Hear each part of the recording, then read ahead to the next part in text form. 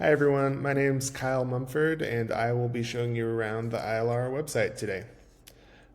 You will find a streamlined menu at the top of the page with some important information and pages related to the International Llama Registry.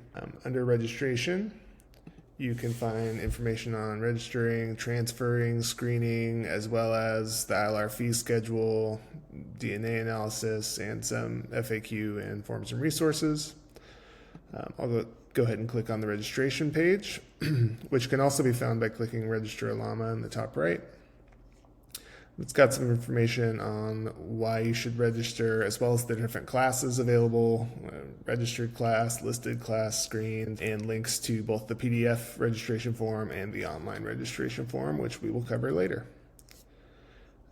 Under the Shows and Events tab, you'll find the calendar of events, information about the show division, show results, committees, as well as information on judges, resources you can download, and a link out to the Gathering and Showcase site. I'll click on Calendar of Events briefly. You can see here we've got a new calendar format as well as a list of shows off to the right. Under award programs, you'll find information on the different award programs that the ILR offers. These are more informational type pages. Under Get Involved, we've got a list of associations. Find a Farm is the list of breeder members as well as lifetime members. And then under memberships, you can get some information if you are interested in becoming a member. And then under About, you can find the About the ILR page, minutes for both the ILR as well as the different show division committees, and then some information about the International Llama Foundation as well. One of the most important pieces of the website is this button in the top right to log in to the member portal. We'll do that now. You're brought to a page where you're asked to enter your owner ID and your password. When you're added as a new member, you'll get an email with a temporary password and then be asked to set your password after that. If you forget your password, you can click this and enter your owner ID. If you have an email on file, it will send your reset instructions to that email address. If you don't have an email on file, you'll want to sign up for an account. And you can do that by clicking here. And that logs me in. There are a few things such as viewing minutes and signing up for shows that can be done from the front end when you are signed in. So after you're signed in, if you want to look at your herd list and other people's llamas, a few other activities, you'll want to click on Go to Member Portal up in the top right. That brings you to your herd lists. I'm looking at my herd list right now. You can view all of your animals and manage your herd here. You can also use this pathway to register new animals. You click the Add Animal button. The steps in the online registration form are pretty straightforward, but we will have a separate video going through each of the steps. So again, it defaults to your herd list. But if you look at the left side menu, there's a lot of other options as well. If you don't see this left side menu, and I'll go ahead and minimize that, so you can see that's what it looks like if it's hidden. Just click on this little button here, and you can view the other options. I'll click on Llama Database next. So this is where I can view all of the llamas in the registry. You can search by ILR ID of the animal. You can search by the animal's name, or you can search by the owner's ID to see animals owned by that owner. I'll pull up a specific animal here, choosing Crockett because he's got lots of different things to look at, from offspring to a show record to awards. So that brings you to the animal's detail page. And you can see some information about the animal. You can view additional photos of the animal.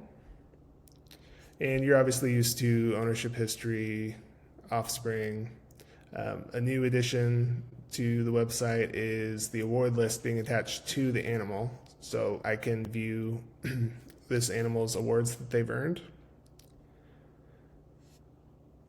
I can view their show record from this page. It does take a minute to load, especially when they've got a longer show record like this animal does. You can click on any show that the animal was entered in and see how they performed at that show. And I really want to draw attention to the extended pedigree. This is one of the biggest improvements from our old system to the new one. So I want to make sure everyone is clear on how to use this powerful tool. You've got the animal up at the top, and you've got their parents. Really cool feature here is that you can expand and collapse at any level.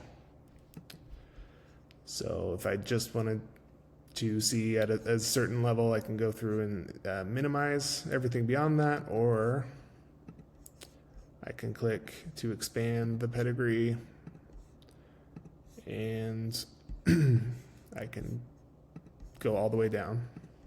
So if you don't see the expand button, that means that the pedigree stops there, so this particular animal was an import.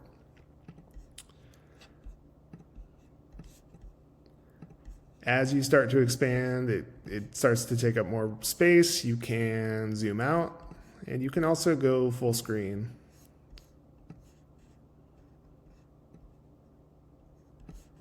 And again, I can keep expanding until I've seen the whole pedigree in this tree format that we're kind of used to seeing.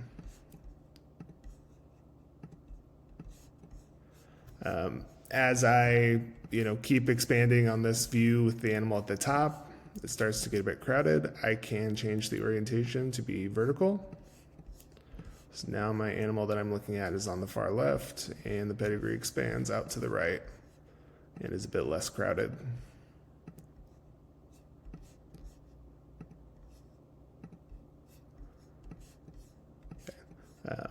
Once I'm done, if I'm in full screen like I am right now, once I'm done with this, I can click close in the bottom right. And that brings me back to the page with all of the tab options.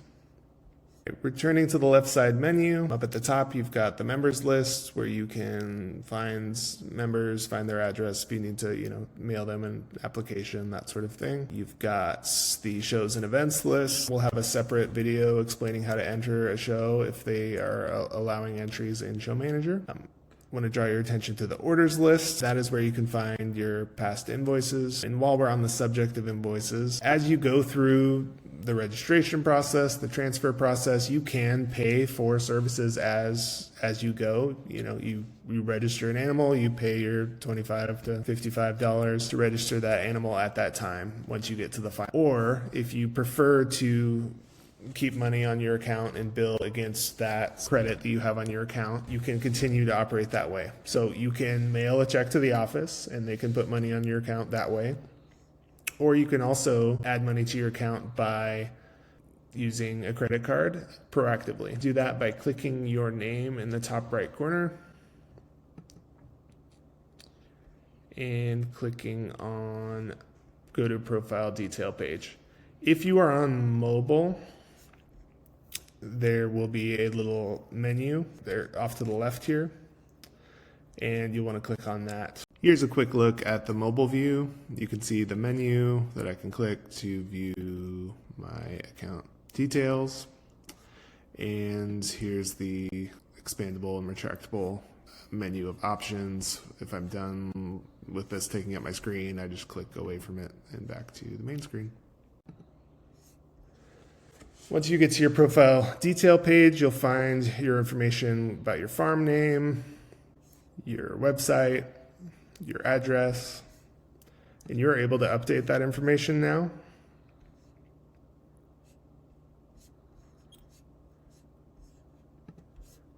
To add money to your account, you'll want to go to Adjustments and click Add Money to Wallet. And that'll bring you to a Stripe page where you can enter your credit card information and add however much you wish to add to your account. Then when you go through registration processes, you'll bill against that, and you won't be asked to pay again until you run out of funds. We've also got the UAP activities, and the UAP Top 10 Awards can be found here. You can find the minutes on the back end of the website as well. They aren't uploaded yet, but you can filter by year and whether you're looking for the board or the committee, etc. If you are done on the back end of the website and you want to return to the front end website, you just click on your name, or again on mobile, that 3-dot menu, and click go to website. And that brings you back here.